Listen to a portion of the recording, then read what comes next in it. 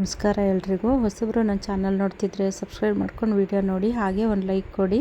ನಾನು ಹಾಕೋ ವಿಡಿಯೋ ಅಂತ ನಿಮಗೆ ಉಪಯೋಗ ಇದೆ ಅನಿಸಿದ್ರೆ ಬೇರೆಯವ್ರಿಗೂ ಶೇರ್ ಮಾಡಿ. ಬನ್ನಿ ಇವತ್ತಿನ ಬ್ಲಾಗ್ ಸ್ಟಾರ್ಟ್ ಮಾಡೋಣ. ತುಂಬ ರೇರ್ ಕಲರ್ ದಾಸವಾಳ ಗಿಡಗಳನ್ನ ಯಾವ ರೀತಿ ಕೇರ್ ಮಾಡೋದು ಅನ್ನೋದ್ರ ಬಗ್ಗೆ ಈ ವಿಡಿಯೋದಲ್ಲಿ ನೋಡೋಣ. ಬೆಳಗ್ಗೆ ಗಾರ್ಡನಿಗೆ ಬಂದು ಕಸ ಎಲ್ಲ ಗುಡಿಸಿದ್ದೀನಿ. ನೀರು ಮಧ್ಯಾಹ್ನ ಮೇಲೆ ಹಾಕಬೇಕು, ಯಾಕೆಂದರೆ ಸಂಜೆ ಮಳೆ ಸ್ವಲ್ಪ ಕಮ್ಮಿ ಬಂದಿದೆ. ನೀರು ಹಾಕಿದೆ ಸಂಜೆ. ನನಗೂ ಯಾಕೋ ಹುಷಾರಿಲ್ಲ, ತುಂಬ ಮೈಕೈ ನೋವು, ತಲೆನೋವು, ತುಂಬಾ ಕೆಲಸ ಇದೆ ಗಾರ್ಡನಲ್ಲಿ. ಆದ್ರೂ ಮಾಡೋಕ್ಕಾಗ್ತಾಯಿಲ್ಲ. ಈಗ ಹೋಗಿ ತಿಂಡಿ ತಿಂದ್ಬಿಟ್ಟು ಸ್ವಲ್ಪ ಮಾತ್ರೆ ನುಂಗಿ ಮಲಗಿಬಿಟ್ಟು ರೆಸ್ಟ್ ಮಾಡಿ ಆಮೇಲೆ ಬರಬೇಕು ಕೆಲಸ ಮಾಡೋಕ್ಕೆ. ಇನ್ನು ಸ್ವಲ್ಪ ಹೂವೆಲ್ಲ ಹಾರ್ವೆಸ್ಟ್ ಮಾಡಿದ್ದೀನಿ. ಇನ್ನು ಕನಕಾಂಬರ ಸ್ವಲ್ಪ ಇದೆ, ಅದನ್ನು ಹಾರ್ವೆಸ್ಟ್ ಮಾಡಬೇಕು. ನೋಡಿ, ಇದೆಲ್ಲ ಕ್ಲೀನ್ ಮಾಡಬೇಕು. ಮೊನ್ನೆ ಅದೇ ಗಿಡ ಕೊರಿಯರ್ ಮಾಡಿದ್ನಲ್ಲ, ಅದು ಮಣ್ಣೆಲ್ಲ ನೋಡಿ ಮಳೆ ಬಂದರೆ ಎಲ್ಲ ಬಂದ್ಬಿಡುತ್ತೆ ಅಂತ ಹಂಗೆ ಟಾಪ್ಸಲ್ಲಿ ಮುಚ್ಚಿಟ್ಟಿದ್ದೀನಿ. ಈಗ ಸ್ವಲ್ಪ ಹೊತ್ತು ರೆಸ್ಟ್ ಮಾಡಿ ಬಂದು ಇದೆಲ್ಲ ಕ್ಲೀನ್ ಮಾಡಬೇಕು. ಏನು ಮಾಡೋದು ಏನೋ ಗೊತ್ತಿಲ್ಲ, ನೋಡೋಣ. ಇದೆಲ್ಲ ಕ್ಲೀನ್ ಮಾಡಬೇಕು. ನೋಡಿ, ಇವತ್ತು ಇಷ್ಟೆಲ್ಲ ಹೂ ಸಿಕ್ಕಿದೆ. ಅಂದರೆ ಡೈಲಿ ಇಷ್ಟೆಲ್ಲ ಹೂ ಸಿಗ್ತಾನೆ ಇರುತ್ತೆ. ಸ್ವಲ್ಪ ಅದು ಹಳದಿದು ದಾಸವಾಳ ತುಂಬಾ ಸಿಗುತ್ತೆ. ಇವತ್ತು ತಿಂಡಿಗೆ ನೋಡಿ ಪಲಾವು ಫಸ್ಟೇ ಮಾಡಿಟ್ಟು ಹೋಗಿದ್ದೆ ಗಾರ್ಡನ್ಗೆ. ಅಂದರೆ ಇವಾಗ ಗಾರ್ಡನ್ ಕೆಲಸ ಎಲ್ಲ ಮುಗಿಸ್ಬಿಟ್ಟು ಬಂದು ಜಾನಿಗೂ ಊಟ ಹಾಕಿ ನಾನು ತಿಂಡಿ ತಿಂತಾಯಿದ್ದೀನಿ. ಇವಾಗ ತಿಂಡಿ ತಿಂದ್ಬಿಟ್ಟು ಮಾತ್ರೆ ನುಂಗಿ ಮಲ್ಕೋಬೇಕು. ನೋಡಿ, ಈಗ ತಿಂಡಿ ಎಲ್ಲ ತಿಂದು ಮಾತ್ರೆ ನುಂಗಿ ಸ್ವಲ್ಪ ಹೊತ್ತು ಮಲಗಿದ್ದು ಈಗ ಬಂದಿದ್ದೀನಿ. ಇದೆಲ್ಲ ಕ್ಲೀನ್ ಮಾಡಬೇಕು. ಏನವ, ಹೋಗು ಮನೆಗೆ ಹೋಗು. ಜಾನಿ ನೋಡಿ, ಸೋಮವಾರ ಇದು ಕೊರಿಯರ್ ಹಾಕಿದ್ದು. ಅವತ್ತು ಇದು ತೆಗೆದಿದ್ದು ಮಣ್ಣೆಲ್ಲ ಹಂಗೆ ಇದೆ. ಅಂದರೆ ಅವತ್ತಿಂದ ನಂಗೆ ಟೈಮೇ ಇಲ್ಲ. ಇವತ್ತು ಬೆಳಗ್ಗೆನೇ ಕೆಲಸ ಎಲ್ಲ ಮುಗಿಸೋಣ ಅಂದ್ಕೊಂಡ್ರೆ ಬೆಳಗ್ಗೆ ಹುಷಾರೇ ಇಲ್ಲ. ಯಾಕೋ ತುಂಬ ಮೈಕೈ ನೋವು, ಜ್ವರ, ತಲೆನೋವು ಈ ಥರ ಎಲ್ಲ ಇತ್ತು. ಮಾತ್ರೆ ಎಲ್ಲ ನುಂಗಿ 1 ಅವರ್ ರೆಸ್ಟ್ ಮಾಡಿ ಆಮೇಲೆ ಬಂದಿದ್ದೀನಿ. ನೋಡಿ, ಇವಾಗ ಇದೆಲ್ಲನೂ ಕ್ಲೀನ್ ಮಾಡಿ ಚೀಲಕ್ಕೆಲ್ಲ ಮಣ್ಣೆಲ್ಲ ತುಂಬಿಟ್ಟು ಅದು ಕವರ್ಗಳು, ಪಾಟ್ಗಳು ಎಲ್ಲನೂ ತೆಗೆದಿಡಬೇಕು. ಜಾನಿಯಲ್ಲಿ ಕುತ್ಕೊಳ್ಳೋದಕ್ಕೆ ಅಂತ ಅಲ್ಲಿ ಕಸ ಎಲ್ಲ ಗುಡಿಸಿ ಕ್ಲೀನ್ ಮಾಡಿಕೊಟ್ಟಿದ್ದೀನಿ. ನೋಡಿ, ಇವಾಗ ಇದೆಲ್ಲನೂ ಕ್ಲೀನ್ ಮಾಡಿ ಇದೆಲ್ಲ ಕ್ಲೀನ್ ಮಾಡಬೇಕು. ಆಗ್ತಾಯಿಲ್ಲ ನನಗೆ, ಆದ್ರೂ ಮಾಡಲೇಬೇಕು. ಇದು ಮಾಡೋಕ್ಕಾಗಲ್ಲ, ಮಾಡಲೇಬೇಕು. ಇನ್ನು ಯಾರು ಮಾಡ್ತಾರೆ, ನಾನೇ ಮಾಡಬೇಕಲ್ವಾ.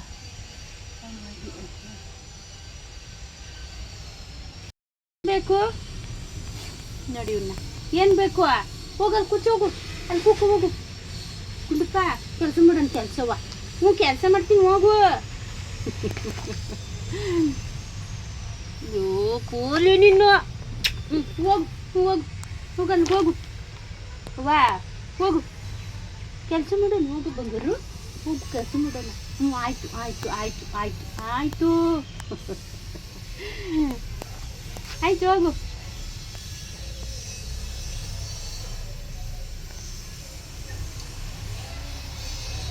ಮಧ್ಯಾಹ್ನ 2 ಗಂಟೆ. ನಾನು ಊಟನೂ ಸಹ ಅಲ್ಲೇ ತಗೊಂಡೋಗಿರ್ತೀನಿ. ಇಲ್ಲಾಂದರೆ ನಾನು ಊಟ ಮಾಡೋದೇ ಇಲ್ಲ.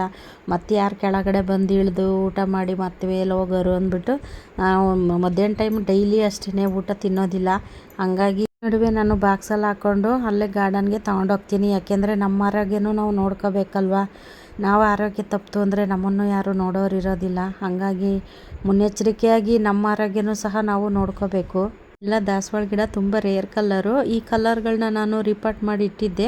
ಅದನ್ನು ಇವತ್ತು ಸ್ವಲ್ಪ ಅದಕ್ಕೆ ಗೊಬ್ಬರ ಕೊಡೋಣ ಅಂದ್ಬಿಟ್ಟು ತಗೊಂಡಿದ್ದೀನಿ. ಅಂದರೆ ಈ ಗಿಡಗಳನ್ನ ತುಂಬ ಕೇರ್ ಮಾಡಿ ನಾವು ಉಳಿಸ್ಕೋಬೇಕು. ಹಾಗಾಗಿ ನಾನು ಇದು ಮಳೆ ಬಂದಾಗ ಮಳೆ ನೀರು ಬೀಳದೇ ಇರೋ ಅಂತಹ ಜಾಗದಲ್ಲಿಡೋದು, ಮತ್ತು ಬಿಸಿಲು ಬಂದಾಗ ತೆಗೆದಿಡೋದು, ಇದೇ ಥರ ಮಾಡಿನೇ ನಾನು ತುಂಬ ರೇರ್ ಕಲರ್ ಗಿಡಗಳನ್ನ ಉಳಿಸ್ಕೊಂಡಿರೋದು. ನೋಡಿ, ಈಗ ತೋರಿಸ್ತಾ ಇರೋವು ನಾನು ಫಸ್ಟೇ ತೋರಿಸ್ದೆ ನೋಡಿ ಫೋಟೋಗಳು. ಅಷ್ಟು ಗಿಡಗಳು ಇದರಲ್ಲಿದ್ದಾವೆ. ಅಂದರೆ ನಾನು ಚಿಕ್ಕ ಚಿಕ್ಕ ಪಾಟ್ಗೆ ರಿಪಾರ್ಟ್ ಮಾಡಿದ್ದೀನಿ. ಇದು ಚೆನ್ನಾಗಿ ಬೆಳೆದು ದೊಡ್ಡದಾದ್ಮೇಲೆ ನಾನು ಆಮೇಲೆ ದೊಡ್ಡ ಪಾಟ್ಗೆ ರಿಪಾರ್ಟ್ ಮಾಡ್ತೀನಿ. ಯಾವಾಗಲೂ ಅಷ್ಟೇ, ಫಸ್ಟು ಚಿಕ್ಕ ಗಿಡನ ನಾವು ಚಿಕ್ಕ ಪಾಟಲ್ಲೇ ರಿಪಾರ್ಟ್ ಮಾಡಬೇಕು. ದೊಡ್ಡ ಗಿಡ ಇತ್ತು ಅಂದರೆ ನಾವು ದೊಡ್ಡ ಪಾಟಲ್ಲಿ ರಿಪಾರ್ಟ್ ಮಾಡ್ಕೋಬೇಕು. ಇನ್ನು ನೋಡಿ, ಇದು ರಿಪಾರ್ಟ್ ಮಾಡಿದ್ನಲ್ಲ, ಅದು ತುಂಬ ರೇರ್ ಕಲರ್ ದಾಸವಾಳ ಅಂತ ಹೇಳಿದ್ನಲ್ಲ, ಅವಕ್ಕೆಲ್ಲ ಸ್ವಲ್ಪ ಇವತ್ತು ಮಣ್ಣು ಲೂಸ್ ಮಾಡಿ ಈ ಸಗಣಿ ಗೊಬ್ಬರನ ಕೊಡ್ತಾಯಿದ್ದೀನಿ. ಈ ಹಸಿ ಸಗಣಿನ ನಾನು ಒಣಗಿಸಿ ಸ್ಟೋರ್ ಮಾಡಿ ಇಟ್ಕೊಂಡಿರ್ತೀನಿ. ಈ ಥರ ಯಾವುದಾದ್ರೂ ಗಿಡಗಳಿಗೆ ಕೊಡೋಕ್ಕಾದಾಗ ಬೇಕಾಗುತ್ತೆ. ತುಂಬ ಜನ ಹೇಳ್ತೀರಾ ಚಿಕ್ಕ ಗಿಡನ ಉಳಿಸ್ಕೊಳಕ್ಕೆ ಆಗೋದಿಲ್ಲ, ತುಂಬಾ ಕಷ್ಟ ಅಂತಲೂ ಹೇಳ್ತೀರಾ, ಮತ್ತು ರೀಪಾಟ್ ಮಾಡಿದ್ಮೇಲೆ ಅದು ಬದುಕೋದಿಲ್ಲ ಅಂತಲೂ ಸಹ ಹೇಳ್ತೀರಾ. ನೋಡಿ ಇದು ಅದೇ ತುಂಬ ರೇರ್ ಕಲರು, ಬೀಟ್ರೋಟ್ ಕಲರು ಅಂತ ಹೇಳಿದ್ನಲ್ಲ, ಡಬಲ್ ಪೆಟಲು ಆ ಗಿಡ ಇದು ತುಂಬ ಹೈಟ್ ಇತ್ತು. ನಾನು ಫಸ್ಟಿಗೆ ಕಳಿಸಿದ್ನಲ್ಲ, ಆ ಗಿಡ ಕಳಿಸಿರೋರಿಗೆ ಗೊತ್ತಿರುತ್ತೆ ಎಷ್ಟು ಹೈಟ್ ಇತ್ತು ಅಂತ. ಆ ಗಿಡನ ನಾನು ಒಂದು ರಿಪಾರ್ಟ್ ಮಾಡ್ಕೊಂಡಿದ್ದೀನಿ ನೋಡಿ. ಅದನ್ನು ಸ್ವಲ್ಪ ನಾನು ಟ್ರಿಮ್ ಮಾಡಿಬಿಟ್ಟೇ ಇಟ್ಟಿದ್ದು, ಅದು ಸ್ವಲ್ಪ ಕಟಿಂಗ್ ಇಟ್ಟು ಅದನ್ನು ರಿಪಾರ್ಟ್ ಮಾಡಿದ್ದೆ ನೋಡಿ. ಇವಾಗ ಅದು ಎಷ್ಟು ಚೆನ್ನಾಗಿ ಚಿಗುರೆಲ್ಲ ಬಂದಿದೆ. ಅಲ್ಲಿ ಕೆಲವೊಂದು ಗಿಡದಲ್ಲಿ ಮೊಗ್ಗುಗಳನ್ನು ಸಹ ಸ್ಟಾರ್ಟ್ ಆಗಿದೆ. ಅಂದರೆ ಈ ಗಿಡಗಳೆಲ್ಲ ತುಂಬ ರೇರ್ ಕಲರು, ಕೆಲವೊಂದು ಡಬಲ್ ಪೆಟಲ್ ಇದೆ, ಕೆಲವೊಂದು ಸಿಂಗಲ್ ಪೆಟಲವು ಇದ್ದಾವೆ. ಇದಕ್ಕೆ ನಾನು ಈ ಸಗಣಿ ಗೊಬ್ಬರನ ಹಾಕಿ ನೋಡಿ, ಅದ್ರ ಮೇಲೆ ಮಣ್ಣನ್ನು ಈ ಥರ ಮುಚ್ಚಿಬಿಡಿ. ಅಂದರೆ ಜಾಸ್ತಿ ನೀರು ಮಾತ್ರ ಹಾಕಬೇಡಿ, ಅದು ಕೊಳ್ತೋಗುತ್ತೆ ಗಿಡಗಳೆಲ್ಲ ತುಂಬ ಜೋಪಾನ ಮಾಡಬೇಕು. ಆವಾಗಲೇ ನಮಗೆ ಈ ಗಿಡಗಳೆಲ್ಲ ಬದುಕೋದು. ಮೇಲಿಂದ ಮೇಲೆ ನೀರೆಲ್ಲ ಹಾಕ್ತು ಅಂದರೆ ಅದು ಗಿಡ ಕೊಳ್ತೋಗೋ ಸಾಧ್ಯತೆಯೂ ಸಹ ಇರುತ್ತೆ.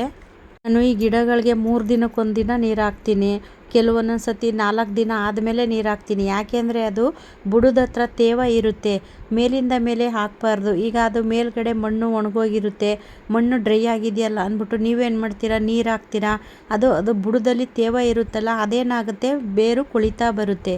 ಯಾಕೆಂದರೆ ನನಗೆ ಇವೆಲ್ಲ ತುಂಬ ಅನುಭವ ಆಗಿಬಿಟ್ಟಿದೆ. ನನ್ನ ಗಾರ್ಡನಲ್ಲೂ ನಾನು ಮಾಡೋ ತಪ್ಪಿಂದ ಕೆಲವೊಂದು ಗಿಡಗಳು ಒಣಗೋಗಿದೆ. ಹಂಗಾಗಿ ನಾನು ಮಾಡೋ ತಪ್ಪು ನೀವು ಮಾಡಬೇಡ್ರಿ ಅನ್ನೋದಕ್ಕೋಸ್ಕರ ನಾನು ಈ ಥರ ಹೇಳ್ತಾ ಇದ್ದೀನಿ ಅಷ್ಟೇ. ಏಕೆಂದರೆ ನಾನು ಈ ಥರ ಮಾಡಿದ್ದೀನಿ, ಅದು ಡ್ರೈ ಆಗಿದೆಯಲ್ಲ ಅಂದ್ಬಿಟ್ಟು ನೀರು ಹಾಕಿರ್ತೀನಿ, ಅದು ಬುಡದಲ್ಲಿ ತೇವ ಇರುತ್ತೆ, ಅದೇನಾಗುತ್ತೆ, ಎಲ್ಲ ಕೊಳ್ತೋಗಿ ಗಿಡ ಒಣಗ್ತಾ ಬರುತ್ತೆ.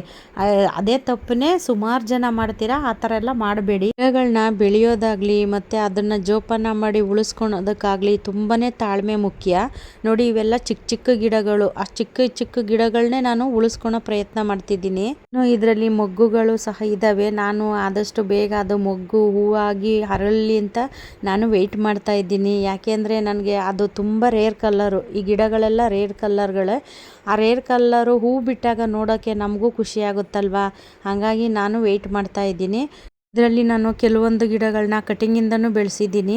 ಹಂಗಾಗಿ ಆ ಕಟಿಂಗಿಂದ ಬಂದಿರೋದನ್ನು ಆ ಚಿಕ್ಕ ಚಿಕ್ಕ ಪಾಟಲ್ಲಿ ಇಟ್ಟಿದ್ದೀನಿ ನೋಡಿ. ಇವಾಗ ಇದಕ್ಕೆ ಸ್ವಲ್ಪ ಮಣ್ಣೆಲ್ಲನೂ ತೆಗೆದುಬಿಟ್ಟು ಈ ಥರ ಸ್ವಲ್ಪ ಸ್ವಲ್ಪ ಆ ಸಗಣಿ ಗೊಬ್ಬರನ ಹಾಕಿ, ಅದ್ರ ಮೇಲೆ ಮಣ್ಣನ್ನು ಹಾಕಿ. ಗಿಡಗಳಿಗೆ ಸಗಣಿ ಗೊಬ್ಬರ ತುಂಬಾ ಒಳ್ಳೆಯದು. ಇದರಲ್ಲಿ NPK ಅಂಶ ಹೆಚ್ಚಾಗಿರುತ್ತೆ. ನಿಮಗೆ ಸಗಣಿ ಗೊಬ್ಬರ ಸಿಕ್ಕಿಲ್ಲ ಅಂತ ಅಂದರೆ ನೀವು ಈ NPKನ ನೀವು ಕಲಿಸ್ಬಿಟ್ಟು ಸಹ ಹಾಕ್ಬೋದು. ಅದರೊಳಗೆ ಒಂದು ಯಾವುದೋ ಕಟಿಂಗ್ ಇಟ್ಟಿದ್ದೀನಿ, ಮಲ್ಲಿಗೆ ಗಿಡ ಏನೋ ಮುರಿದೋಗಿತ್ತು ಅನಿಸುತ್ತೆ, ಅದನ್ನು ತೆಗೆದು ಅಲ್ಲಿ ಇಟ್ಟಿದ್ದೀನಿ.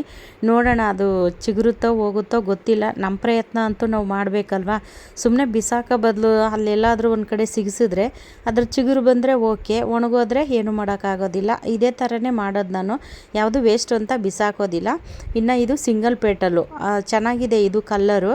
ಇದೂ ಅಷ್ಟೇ ನೋಡಿ, ಅದು ರೀಪಾಟ್ ಮಾಡಾದಮೇಲೆ ಅದು ಚೆನ್ನಾಗಿ ಚೇತರಿಸ್ಕೊಂಡು ಎಷ್ಟು ಚೆನ್ನಾಗಿ ಚಿಗುರೆಲ್ಲ ಬಂದಿದೆ. ಇದರಲ್ಲಿ ಕೆಲವೊಂದೊಂದು ನೆಟ್ ಪ್ಯಾಕ್ ಇರೋಂತಹದ್ದೆಲ್ಲನೂ ತೆಗೆದು ನಾನು ಆ ನೆಟ್ ಪ್ಯಾಕ್ ತೆಗೆದು ರೀಪಾಟ್ ಮಾಡಿರೋದು ಬದುಕಿರೋಂತಹ ಗಿಡಗಳು ಇವೆಲ್ಲ ನೋಡಿ. ಅದಕ್ಕೂ ಅಷ್ಟೇ ಒಂದೊಂದು 2 ಹಿಡಿಯೋಷ್ಟು ಈ ಹಸುವಿನ ಗೊಬ್ಬರ ಹಾಕ್ಬಿಟ್ಟು ಅದ್ರ ಮೇಲೆ ಈ ಥರ ಮಣ್ಣನ್ನು ಕವರ್ ಮಾಡಿಬಿಡಿ. ಕೆಲವ್ರು ಹೇಳ್ತೀರಾ ಚಿಕ್ಕ ಗಿಡ ಬದುಕೋದಿಲ್ಲ ಅಂತ, ಸತ್ತೋಗುತ್ತೆ ಅಂತಲೂ ಹೇಳ್ತೀರಾ. ನೀವಿಲ್ಲಿ ನೋಡ್ತಾ ಇರ್ಬೋದು ಎಷ್ಟು ಚಿಕ್ಕ ಗಿಡಗಳೇ ನೋಡಿ, ಅದರಲ್ಲಿ ಎಷ್ಟು ಚೆನ್ನಾಗಿ ಚಿಗುರೆಲ್ಲ ಬಂದು, ಅದು ನೆಟ್ ಪ್ಯಾಕ್ ತೆಗೆದು ನಾನು ರೀಪಾಟ್ ಮಾಡ್ಕೊಂಡಿರೋಂತಹ ಗಿಡಗಳೇ ಇವೆಲ್ಲ. ಅದರಲ್ಲಿ ನೋಡಿ ನಾನು ಇದನ್ನು ಟ್ರಿಮ್ ಮಾಡಿದ್ದೆ, ಆ ಟ್ರಿಮ್ ಮಾಡಾದ್ಮೇಲೆ ಅದರಲ್ಲಿ ಎಷ್ಟು ಚೆನ್ನಾಗಿ ಚಿಗುರೆಲ್ಲನೂ ಸಹ ಬಂದಿದೆ. ಗಿಡನ ಬೆಳೆಸೋದಕ್ಕೆ ತಾಳ್ಮೆ ಅನ್ನೋದು ತುಂಬಾ ಮುಖ್ಯ. ಈ ಎಲ್ಲ ಗಿಡಗಳಿಗೂ ನಾನು ಒಂದೊಂದು ಹಿಡಿಯಷ್ಟು ನಾನು ಇದು ಹಸುವಿನ ಗೊಬ್ಬರನ ಹಾಕ್ತಾಯಿದ್ದೀನಿ. ಇಷ್ಟು ಚಿಕ್ಕ ಗಿಡಗಳಿಗೆ ನೀವು ಹಸುವಿನ ಗೊಬ್ಬರ ಹಾಕ್ತು ಅಂದರೆ ತುಂಬ ಚೆನ್ನಾಗಿ ಗ್ರೋತ್ ಆಗುತ್ತೆ. ನೀವು ನರ್ಸರಿಯಿಂದ ತಂದಂತಹ ಗಿಡಗಳನ್ನ ಗಮನಿಸಿರ್ಬೋದು, ಅದರಲ್ಲಿ ಅವರು ನೆಟ್ ಪ್ಯಾಕ್ ಒಳಗಡೆ ಹಸುವಿನ ಗೊಬ್ಬರ ಹಾಕ್ಬಿಟ್ಟೇ ಅವರು ಗಿಡಗಳನ್ನ ಇಡೋದು. ಹಂಗಾಗಿ ಗಿಡಗಳು ಹೆಲ್ದಿಯಾಗಿರುತ್ತೆ. ಸಾಮಾನ್ಯವಾಗಿ ಹಳ್ಳಿ ಕಡೆ ಇರೋರಿಗೆ ಈ ಹಸುವಿನ ಗೊಬ್ಬರ ಮತ್ತು ಈ ಸಗಣಿ ಎಲ್ಲ ಸಿಗುತ್ತೆ. ಅಂದರೆ ಟೌನಲ್ಲಿರೋರಿಗೆ ಈ ಥರ ಸಗಣಿ ಎಲ್ಲ ಸಿಗೋದಿಲ್ಲ. ಸಗಣಿ ಸಿಗೋದಿಲ್ಲ ಅನ್ನೋಂಥವ್ರು ಏನು ಮಾಡಬೇಕು ಅಂದರೆ ನೀವು NPKನಾದ್ರೂ ಹಾಕ್ಬೋದು, ಇಲ್ಲಾಂದರೆ ನಿಮಗೆ ಆನ್ಲೈನಲ್ಲಿ ಸಗಣಿ ಗೊಬ್ಬರನೂ ಸಹ ಸಿಗುತ್ತೆ, ನೀವು ಪರ್ಚೇಸ್ ಮಾಡ್ಬೋದು. ಎಲ್ಲ ಗೊಬ್ಬರ ಎಲ್ಲ ಕೊಟ್ಟಾದಮೇಲೆ ನಾನು ಇವತ್ತು ಮಳೆ ಬರೋ ಥರ ಇದೆ, ಹಾಗಾಗಿ ನಾನು ಮಳೆ ನೀರು ಬೀಳದೇ ಇರೋ ಅಂತಹ ಜಾಗದಲ್ಲಿ ಗಿಡಗಳನ್ನ ಇಟ್ಟಿರ್ತೀನಿ. ನೀವು ಕೇಳ್ಬೋದು ಮಳೆ ನೀರು ಬಿದ್ದರೆ ಒಳ್ಳೆಯದೇ ಅಲ್ವಾ ಅಂತ ಕೇಳ್ಬೋದು. ಹೌದು ಒಳ್ಳೆಯದು, ಆದರೆ ನೀರು ಜಾಸ್ತಿ ಆದರೆ ಏನಾಗುತ್ತೆ ಹೇಳಿ, ಗಿಡ ಸತ್ತೋಗುತ್ತೆ. ಹಾಗಾಗಿ ನಾನು ಅದು ನೀರು ಹೆಚ್ಚು ಬೀಳದೇ ಇರೋ ಅಂತಹ ಜಾಗದಲ್ಲಿ ಈ ಗಿಡಗಳನ್ನ ಇಟ್ಟಿರ್ತೀನಿ. ಇದೊಂದು ಕಟಿಂಗಿಂದ ಬಂದಿರೋದು. ಇದು ನೋಡಿ ತುಂಬ ರೇರ್ ಕಲ್ಲರು, ಅಂದರೆ ಇದು ಡಬಲ್ ಕಲ್ಲರು. ಇದು ಅದನ್ನು ಅಷ್ಟೇ ನಾನು ಅದು ಚಿಕ್ಕ ಪಾಟಲ್ಲಿತ್ತು, ದೊಡ್ಡ ಪಾಟಿಗೆ ಶಿಫ್ಟ್ ಮಾಡಿದ್ದೀನಿ. ಇನ್ನು ಇದು ಆರೆಂಜು, ಇದನ್ನು ನಾನೊಂದು ಗಿಡನ ರೀಪಾಟ್ ಮಾಡ್ಕೊಂಡಿದ್ದೀನಿ ನೋಡಿ. ಅದು ಚಿಕ್ಕ ಗಿಡ, ಆ ಚಿಕ್ಕ ಗಿಡನೇ ನಾನು ಅದು ನೆಟ್ ಪ್ಯಾಕ್ ತೆಗೆದು ರೀಪಾಟ್ ಮಾಡ್ಕೊಂಡಿದ್ದೀನಿ ನೋಡಿ. ಎಷ್ಟು ಚೆನ್ನಾಗಿ ಹೆಲ್ದಿಯಾಗಿದೆ. ಕೆಲವ್ರು ಏನು ಮಾಡ್ತೀರಾ, ಇಷ್ಟು ಸೈಜ್ ಇದ್ದರೆ ಗಿಡ ಬರೋದೇ ಇಲ್ಲ, ಸತ್ತೋಗ್ತದೆ ಅಂತೀರಾ ನೋಡಿ. ನೀವು ಅಲ್ಲಿ ನೋಡ್ತಾ ಇರ್ಬೋದು ನೋಡಿ, ಎಷ್ಟು ಚೆನ್ನಾಗಿ ಹೆಲ್ದಿಯಾಗಿದೆ.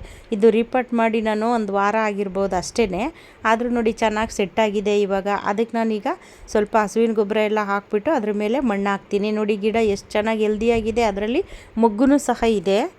ಇನ್ನು ಇದು ಜುಮ್ಕಿ ದಾಸವಾಳ, ಅಂದರೆ ಚೆನ್ನಾಗಿದೆ ಇದು. ನೋಡೋಣ, ಅದು ಹೂ ಬಿಟ್ಟಾಗ ಗೊತ್ತಾಗುತ್ತೆ. ಹಂಗಾಗಿ ಇದನ್ನು ಅಷ್ಟೇ ನಾನು ಅದರಲ್ಲಿ ಸ್ವಲ್ಪ ತುಂಬ ಹೈಟ್ ಇತ್ತು ಗಿಡ, ಅದನ್ನು ಕಟ್ ಮಾಡಿ ಸ್ವಲ್ಪ ಕಟಿಂಗು ಇಟ್ಟಿದ್ದೀನಿ. ಮತ್ತು ಇನ್ನು ಇದನ್ನು ಅಷ್ಟೇ ಚಿಕ್ಕ ಪಾಟಲ್ಲೇ ಇಟ್ಟಿದ್ದೀನಿ. ಇದಕ್ಕೂ ಅಷ್ಟೇ ಸ್ವಲ್ಪ ಅದು ಮಣ್ಣೆಲ್ಲ ಲೂಸ್ ಮಾಡಿಬಿಟ್ಟು ಒಂದೊಂದು ಹಿಡಿಯೋಷ್ಟು ಇದು ಹಸುವಿನ ಗೊಬ್ಬರ ಕೊಡ್ತಾಯಿದ್ದೀನಿ ನೋಡಿ. ಇದೆಲ್ಲನೂ ಒಂದು ಕಡೆ ಜೋಡಿಸಿದ್ದೀನಿ, ಅಂದರೆ ಇಲ್ಲಿ ನೀರು ಬೀಳೋದಿಲ್ಲ, ಮಳೆ ಬಂದ್ರೂ ನೀರು ಬೀಳೋದಿಲ್ಲ ಅಂಥ ಜಾಗದಲ್ಲಿ ಇಟ್ಟಿದ್ದೀನಿ ನೋಡಿ. ಇವಾಗ ಅಂದರೆ ಸ್ವಲ್ಪ ಸ್ವಲ್ಪ ನೀರು ಹಾಕ್ತಾಯಿದ್ದೀನಿ, ಏಕೆಂದರೆ ನಾವು ಇವಾಗ ನೀರು ಹಾಕಿರ್ತೀವಿ, ಮತ್ತು ಮಳೆನೂ ಬಂತು ಅಂದರೆ ನೀರು ಜಾಸ್ತಿ ಆಗುತ್ತೆ. ಅದಕ್ಕೋಸ್ಕರ ನಾನು ಇಲ್ಲಿ ಮಳೆ ನೀರು ಬೀಳದೇ ಇರೋವಂತಹ ಜಾಗದಲ್ಲಿ ಇಟ್ಟಿದ್ದೀನಿ. ಇದರಲ್ಲೂ ಇವು ತುಂಬ ರೇರ್ ಕಲರ್ ಆಗಿರೋದ್ರಿಂದ ನಾವು ಜೋಪಾನ ಮಾಡಿ ಉಳಿಸ್ಕೋಬೇಕು. ಇನ್ನು ನೋಡಿ, ಇದು ಒಂಥರ ತುಂಬ ರೇರ್ ಕಲ್ಲರು, ಇದು ಅಷ್ಟೇ ಮೊಗ್ಗಾಗಿದೆ. ಇದು ಯಾವ ಕಲರ್ ಹೂವು ಅರಳುತ್ತೋ ನೋಡಬೇಕು, ಹೂವು ಅರಳಿದ ಮೇಲೆ ಗೊತ್ತಾಗುತ್ತೆ. ಇದು ಪರ್ಪಲ್ಲು, ಅಂದರೆ ಇದು ಶಂಖಪುಷ್ಪ ಹೂವು ನೋಡಿ, ತುಂಬ ಚೆನ್ನಾಗಿ ಹೂವೆಲ್ಲ ಬಿಟ್ಟಿದೆ. ಇದು ಅಷ್ಟೇ ಒಂದು 4-5 ಗಿಡನ ನಾನು ಇಟ್ಟಿದ್ದೀನಿ, ಅಂದರೆ ಬೀಜಕ್ಕೆ ಅಂತ. ಇದು ಹೂವೆಲ್ಲನೂ ಹಾಗೆ ಬಿಟ್ಟಿದ್ದೀನಿ, ಹಾರ್ವೆಸ್ಟ್ ಏನು ಮಾಡೋದಿಲ್ಲ, ಅದು ಬೀಜ ಎಲ್ಲ ಬೇಕಲ್ಲ ಅಂದ್ಬಿಟ್ಟು ಹಾಗೆ ಬಿಟ್ಟಿದ್ದೀನಿ. ಇನ್ನು ಇದು ಕನಕಾಂಬರ ನೋಡಿ, ಇದೇ ಒಂದು ಬೇರೆ ವೆರೈಟಿ, ಅಂದರೆ ತುಂಬ ರೆಡ್ ಇದೆ. ಕಲ್ಲರ್ ಅಂತೂ ತುಂಬಾ ಚೆನ್ನಾಗಿದೆ ನೋಡಿ. ಅಂದರೆ ಈಗ ನಾವು ಮಾಮೂಲಿ ಇದು ಕನಕಾಂಬರ ಇದೆಯಲ್ಲ, ಅದೇ ಬೇರೆ ಇದೇ ಬೇರೆ. ದಾಸವಾಳ ಗಿಡ ಬುಕ್ಕಾಗಿ ನೋಡಿ, ಅದರಲ್ಲಿ ಹೂ ಬಿಟ್ಟಿರೋ ಅಂಥದ್ದು. ಅಂದರೆ ಇವರು ಉಡುಪಿಲಿದ್ದಾರಂತೆ, ಅವರು ಬೆಂಗಳೂರಿಗೆ ಹೋಗ್ತಾರಂತೆ. ಹಾಗಾಗಿ ನಾನು ಹೋಗೋವಾಗ ಕಲೆಕ್ಟ್ ಮಾಡ್ಕೊಂಡು ಹೋಗ್ತೀನಿ ಮೇಡಮ್, ಇದು ಆ ಗಿಡಗಳನ್ನ ತೆಗೆದಿಟ್ಟಿರಿ ಅಂತ ಅಂದ್ಬಿಟ್ಟು. ಎಲ್ಲ ಡಬಲ್ ಪೇಟಲ್ಲೇ ಇರೋದು ಅಷ್ಟೇ, ತುಂಬ ರೇರ್ ಕಲ್ಲರು, ಡಬಲ್ ಪೇಟಲು. ಕಲ್ಲರ್ ಅಂತೂ ಸೂಪರಾಗಿದೆ, ಅಂದರೆ ಅದು ಡೈರೆಕ್ಟಾಗಿ ನೋಡಿದಾಗ ಇನ್ನೂ ಚೆನ್ನಾಗಿದೆ. ಕ್ಯಾಮ್ರಾದಲ್ಲಿ ಅಷ್ಟು ಕ್ಲಿಯರಾಗಿ ಕಾಣಿಸುತ್ತೋ ಇಲ್ವೋ ನನಗೆ ಗೊತ್ತಿಲ್ಲ, ತುಂಬಾ ಚೆನ್ನಾಗಿದೆ ಇದು. ಈ ಗಿಡನೂ ಅಷ್ಟೇ ಅವರೇ ಬುಕ್ ಮಾಡಿಕೊಂಡ್ರು, ಹಾಗಾಗಿ ಅವ್ರಿಗೆ ಅಂತಲೇ ತೆಗೆದಿಟ್ಟಿದ್ದೀನಿ ಈ ಗಿಡನೂ. ವಿಡಿಯೋ ಇಷ್ಟ ಆದರೆ ಬೇರೆಯವ್ರಿಗೂ ಶೇರ್ ಮಾಡಿ, ಹಾಗೆ ಒಂದು ಲೈಕ್ ಮಾಡಿ. ಮುಂದಿನ ವಿಡಿಯೋದಲ್ಲಿ ಸಿಗ್ತೀನಿ. ಎಲ್ರಿಗೂ ಧನ್ಯವಾದಗಳು.